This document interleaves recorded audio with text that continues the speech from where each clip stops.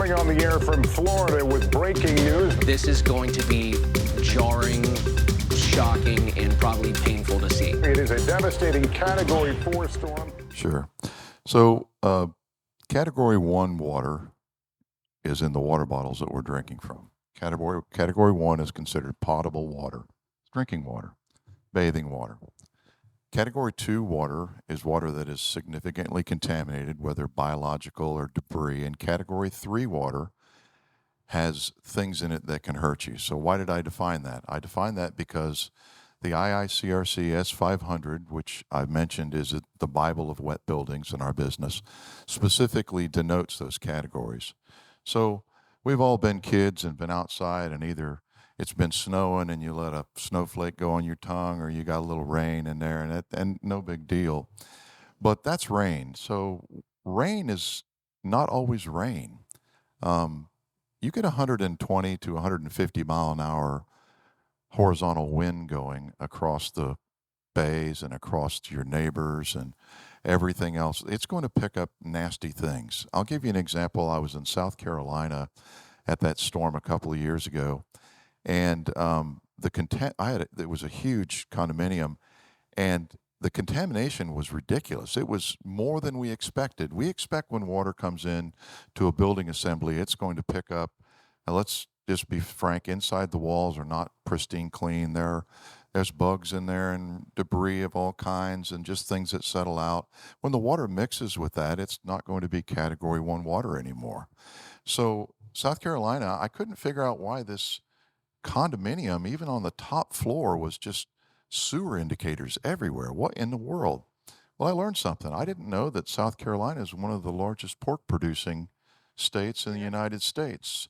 So I did a wind study, which we do often. I did a wind study and found out that the hurricane drove winds in excess of 100 some miles an hour across the settleage ponds. I'm saying that to be nice. It's the pig poo.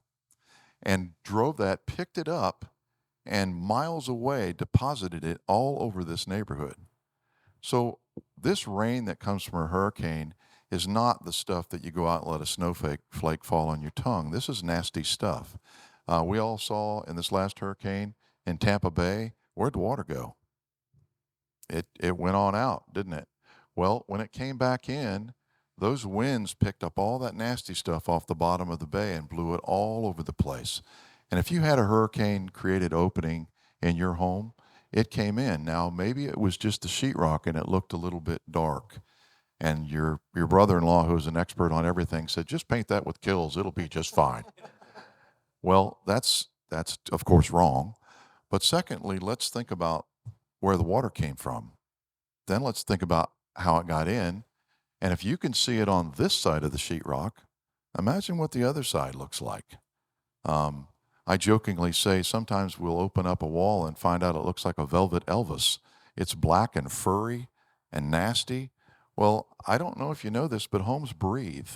What's inside the wall air-wise gets outside the wall. Every time a window or a door is closed, the barometric pressure at some level changes, and it's called wall aspiration. So what's in the wall breathes into and back out into the home, and that has to do with every sort of component, including can lights, everything that's an intrusion through that wall. So that nastiness that you can only see as your brother-in-law's Kills fix could very well be a huge mold colony or a bacterial colony, and that is just festering there that eventually could enter your breathable airspace, whether viable or non-viable, and hurt you with endotoxins, exotoxins, and mycotoxins.